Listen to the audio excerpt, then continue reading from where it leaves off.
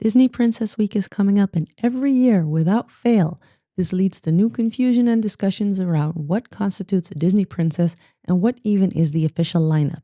I'm here to clear it up for you.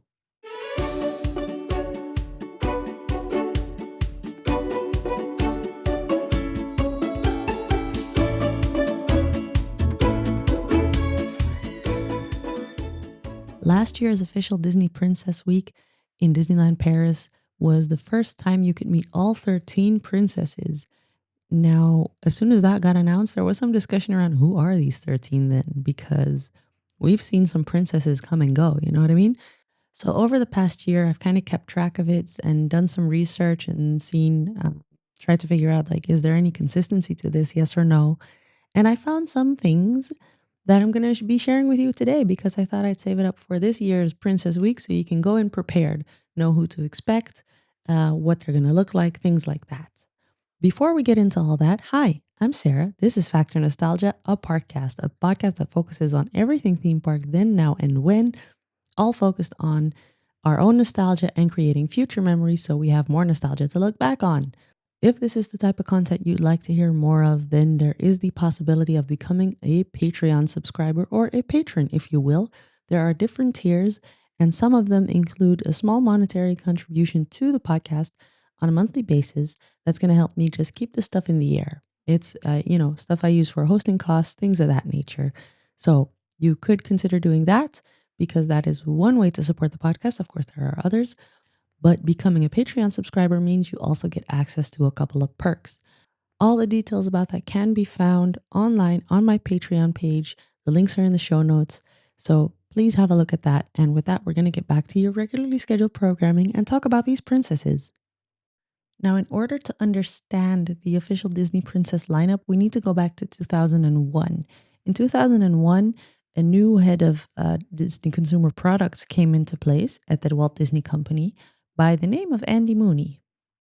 This man went to a Disney on Ice show and realized that all the little girls were wearing princess outfits, but there was no consistency. So you could tell they kind of scraped, well, not them, probably their parents, scraped everything together to make them look like a princess, to kind of channel their favorite princess.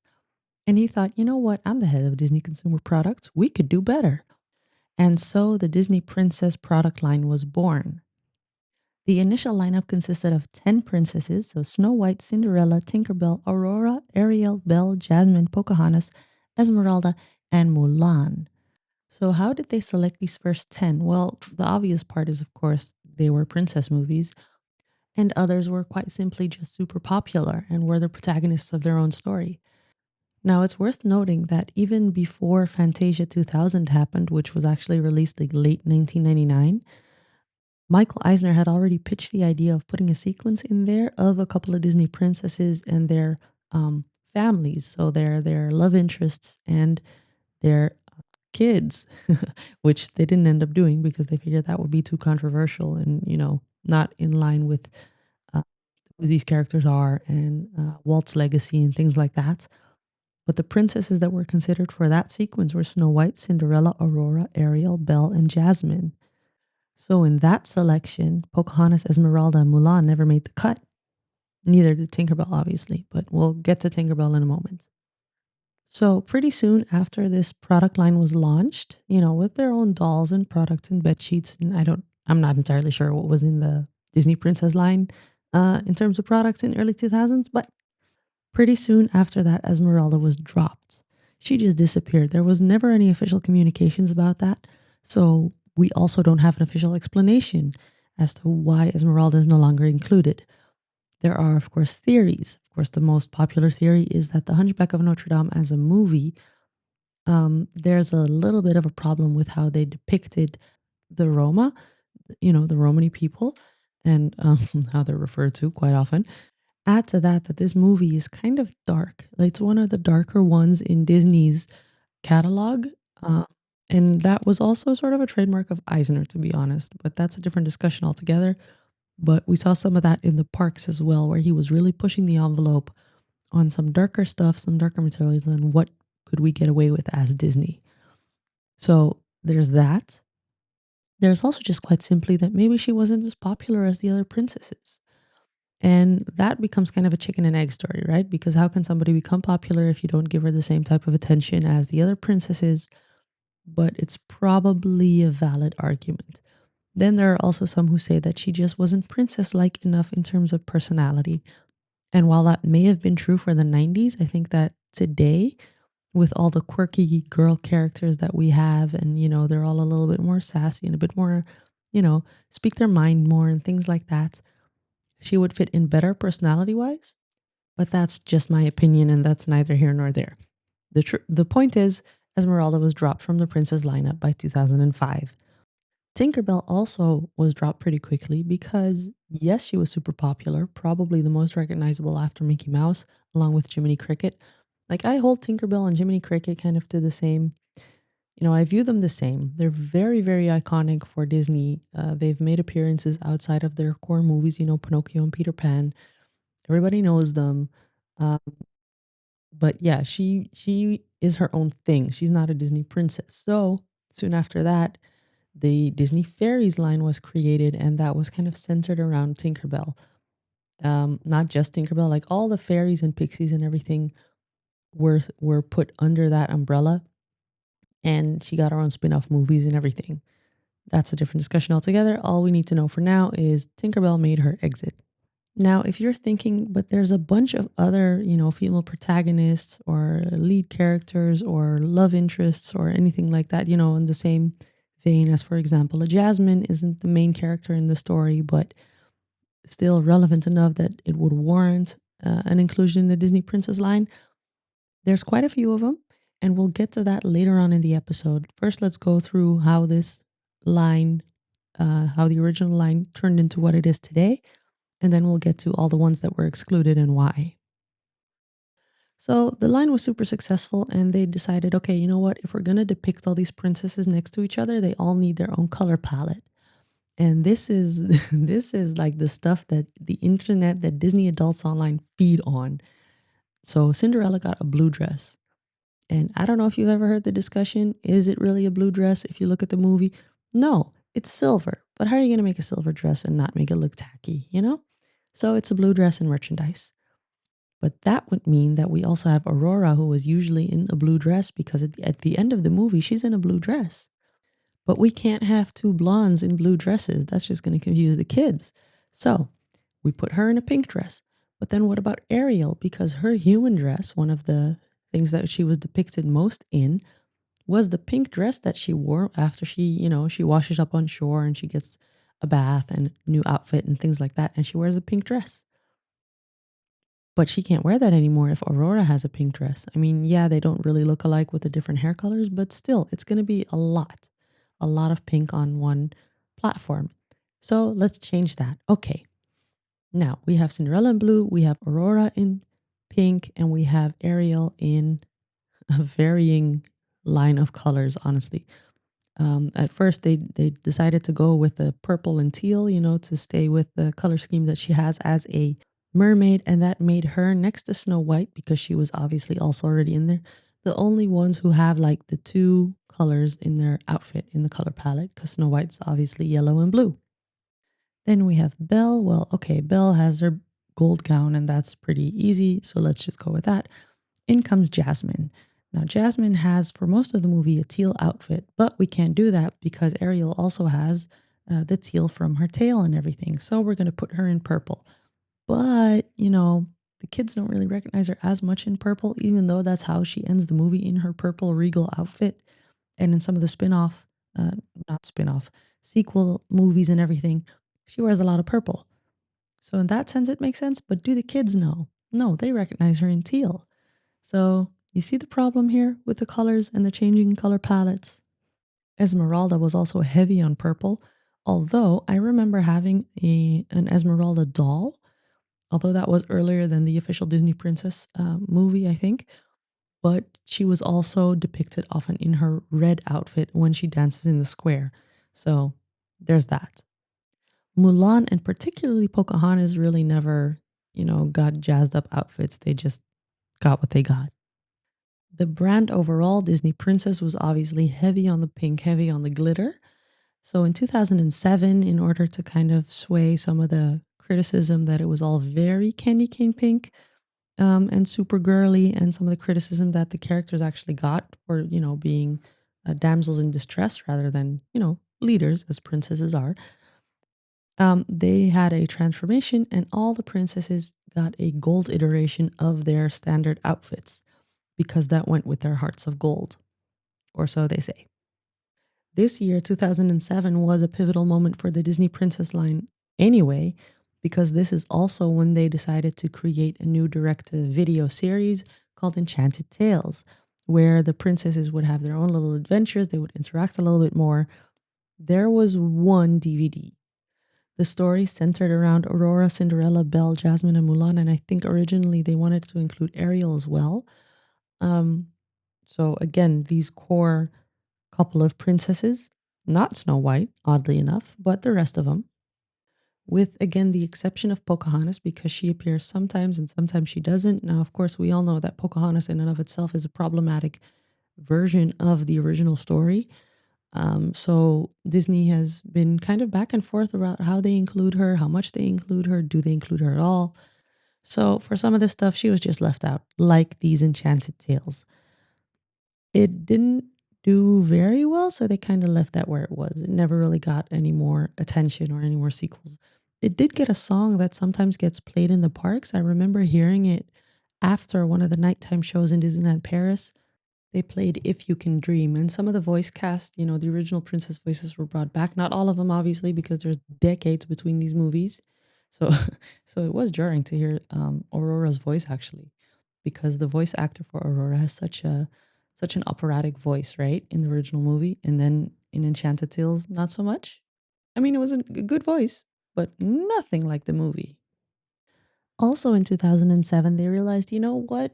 A lot of grown-ups are still really into Disney princesses, so they launched their fairy tale weddings collection, the Disney Fairy Tale Weddings collection, which included a whole set of wedding gowns inspired by the Disney princesses. They're not one-on-one copies because that would be a lot, but they are dresses inspired by, like, they have some elements of the different Disney princesses and different stylings, like, the Ariel dress is going to be a mermaid tail and stuff like that. They've continued to do this over the years with different designers, even.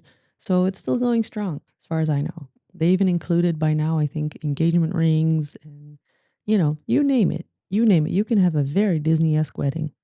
By doing this, by partnering with other types of companies, by creating jewelry, by doing all these different things, they really made the Disney Princess line a generational thing. So, little girls would see their moms wearing these dresses and the jewelry and the things. And once, as little kids do, they want to know what it is. They want to play with their mom's jewelry. They want to play with her makeup. And that way, these moms could carry over their love for Disney Princess to their children, and so on and so forth. 2009 finally saw the addition of a new Disney princess when Tiana was added to the lineup. Now, while in the movie, she spends most of the movie as a frog, but in the movie, she has a bunch of different outfits, much like Ariel, actually, like a bunch of different outfits for different scenarios. And the first consideration was to put her in the blue sparkly gown that, she wears before she turns into a frog. But then we have the same issue again with Cinderella being in blue and all these different things. So they end up putting Tiana in her green wedding dress, the big one when she turns back into a human.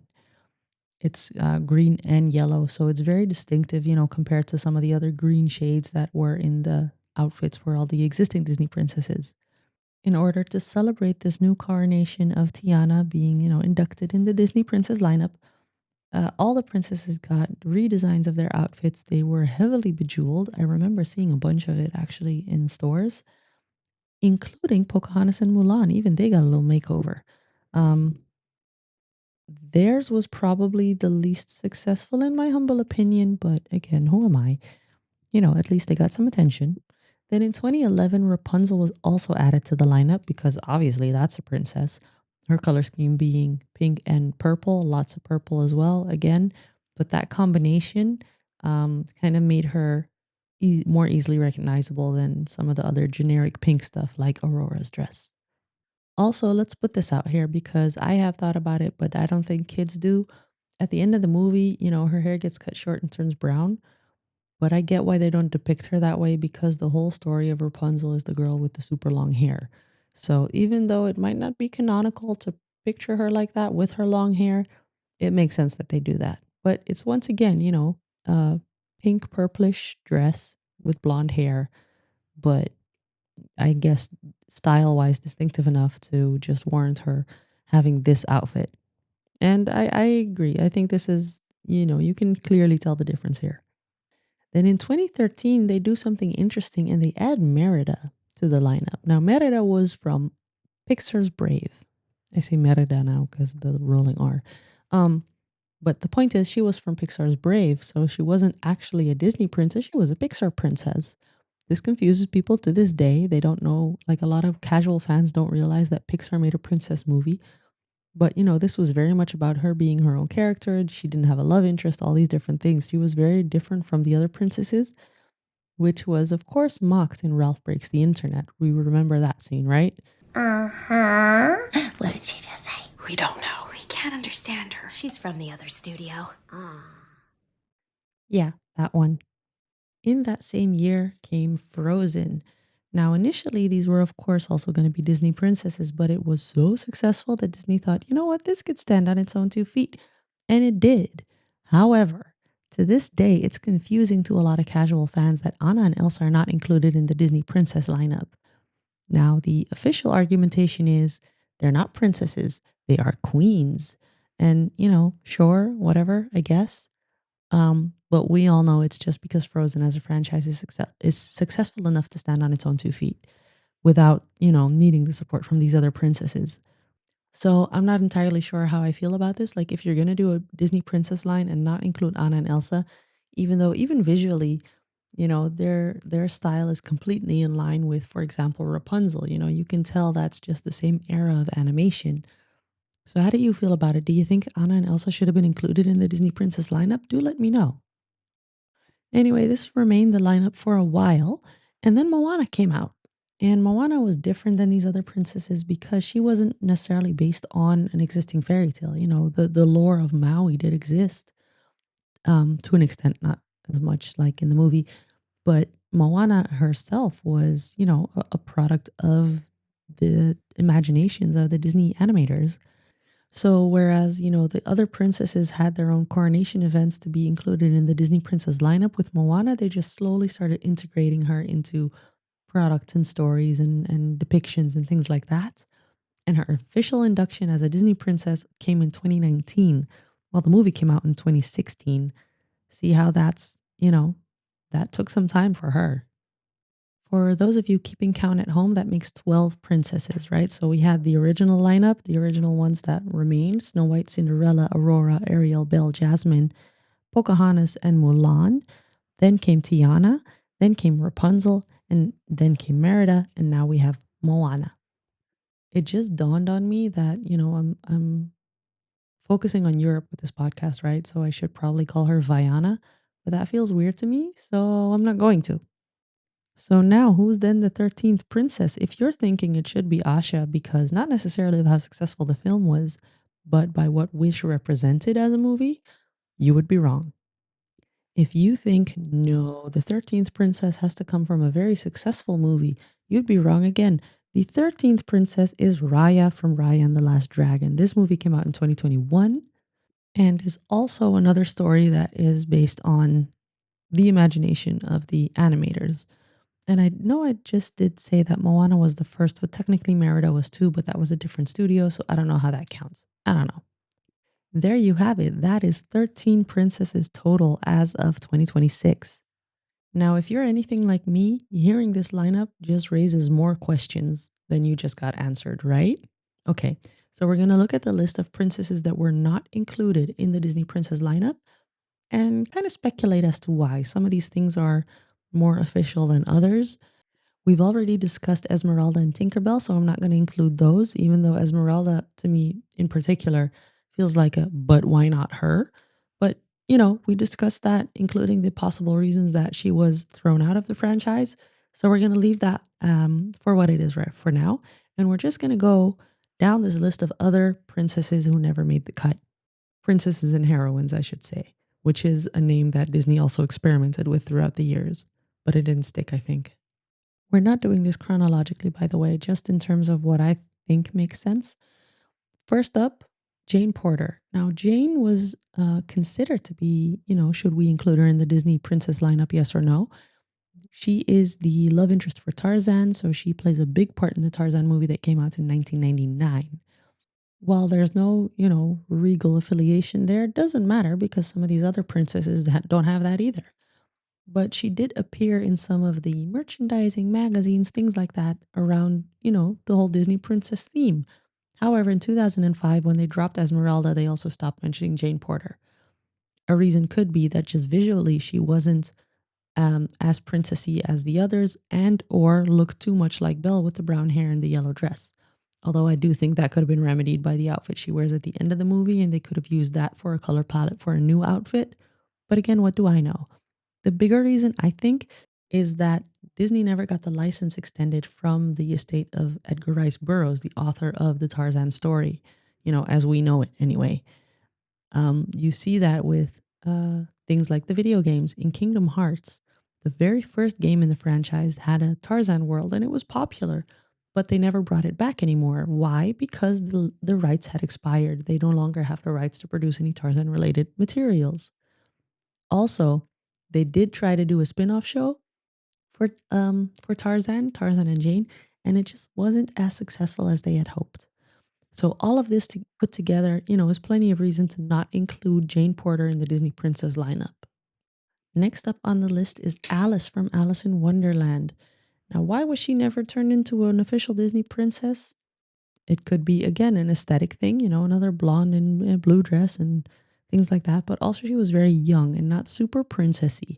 So maybe that was a good reason for her not to become the Disney princess. I don't know. There was talk of it, however, because if we go back to Kingdom Hearts again, she is one of the princesses of heart. And Kingdom Hearts is pretty good at staying, canonical with the Disney lore for all these different characters. So there's reason to believe that at some point, she was supposed to be brought into the fold as a Disney princess, but she never was. It may have also been that she was just too childlike because she was so young compared to these other princesses who were at least teenagers, or late teenagers, not like Alice.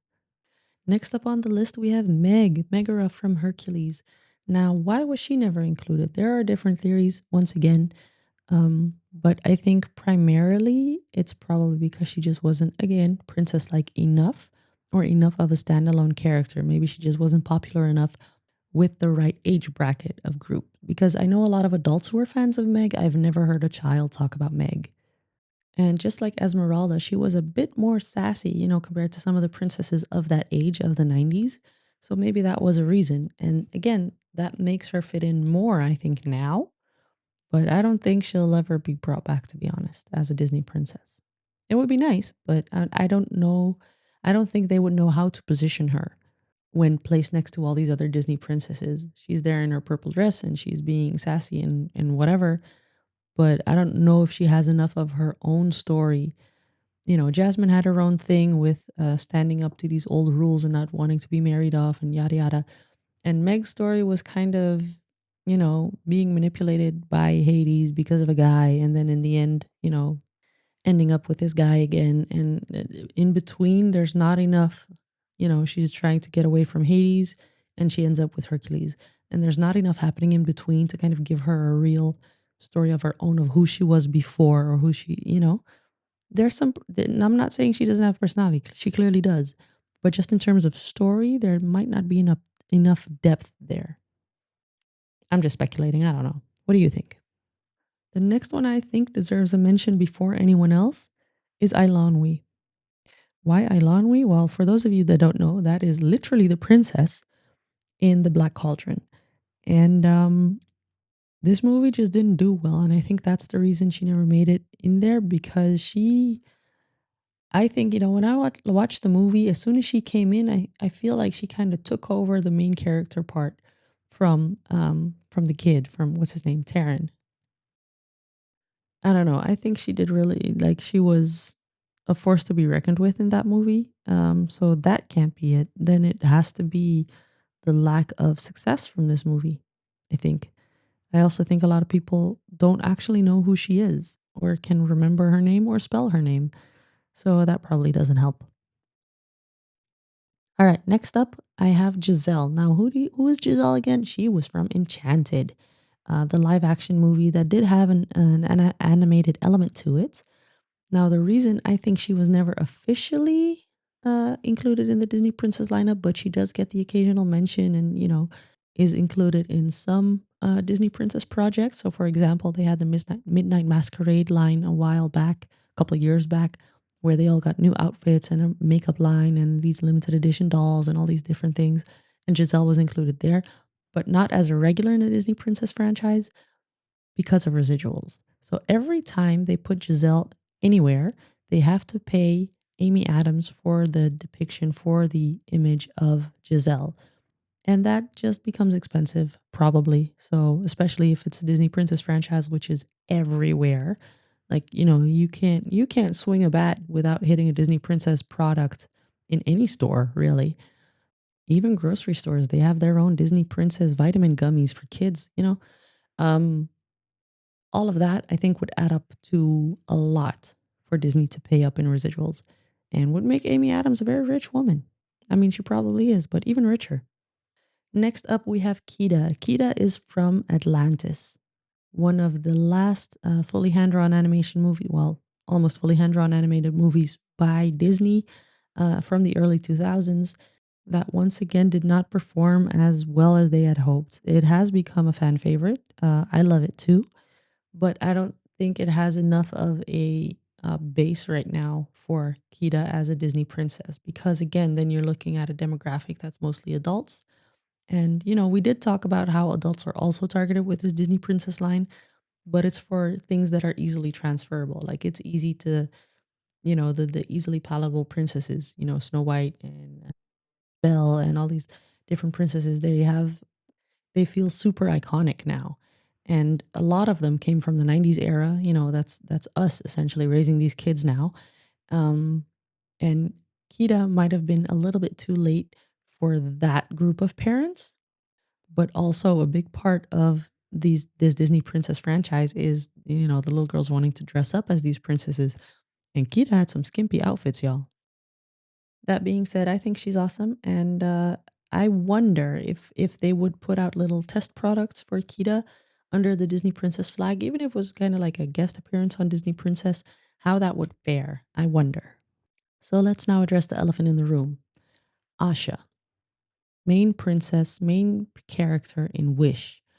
I think she was originally supposed to be a princess. Of course, she's in purple again because I don't understand why all these princesses wear the same colors. Anyway, Wish did not do well. We know this. It didn't do well at all.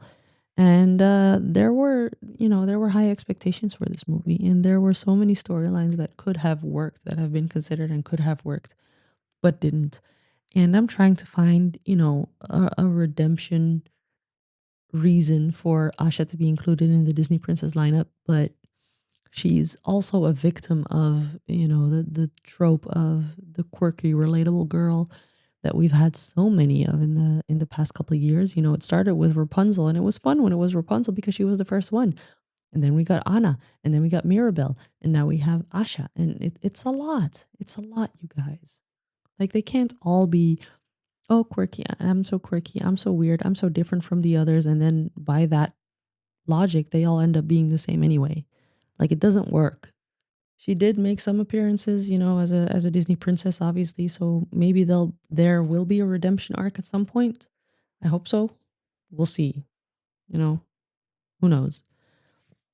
Then there are some other characters that are princesses, or sometimes get depicted with Disney princesses, such as Elena, who has a series. Elena of Avalar.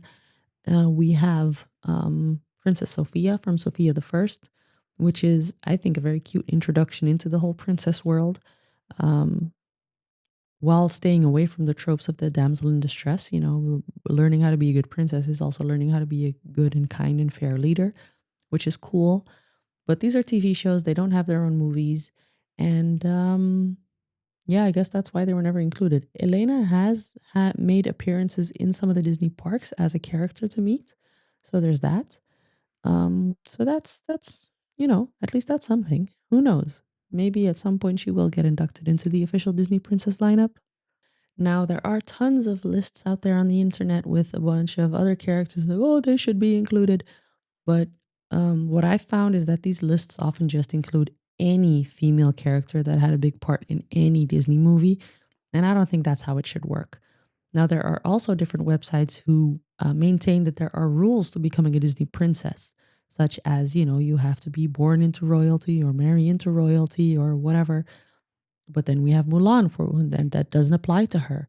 You could even argue that Tiana doesn't marry into royalty either because just because Naveen was born a prince, his parents cut him off. So does that still mean he's a prince? Because they don't really do the whole prince and princess thing in a castle.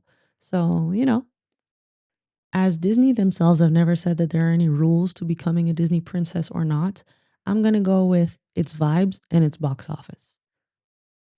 But to bring this full circle, because this episode is to help you on your, trip into the Disney parks during Disney Princess Week, the official princesses in order: Snow White, Cinderella, Aurora, Ariel, Belle, Jasmine, Pocahontas, Mulan, Tiana, Rapunzel, Merida, Moana, and Raya.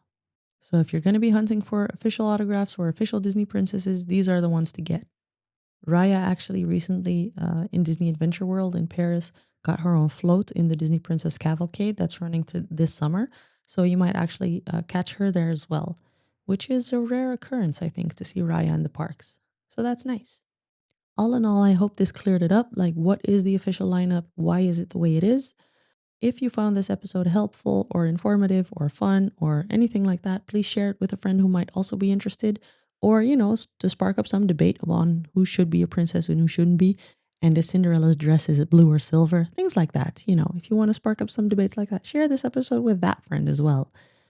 Please also go into whatever podcast app you're using to listen to this to leave a rating or a review. And while you're there, make sure you're subscribed. If you're already subscribed on this platform, go to another one and subscribe there, because why not, right? And with all that, I'm going to thank you for listening to today's episode, and I will catch you in the next one.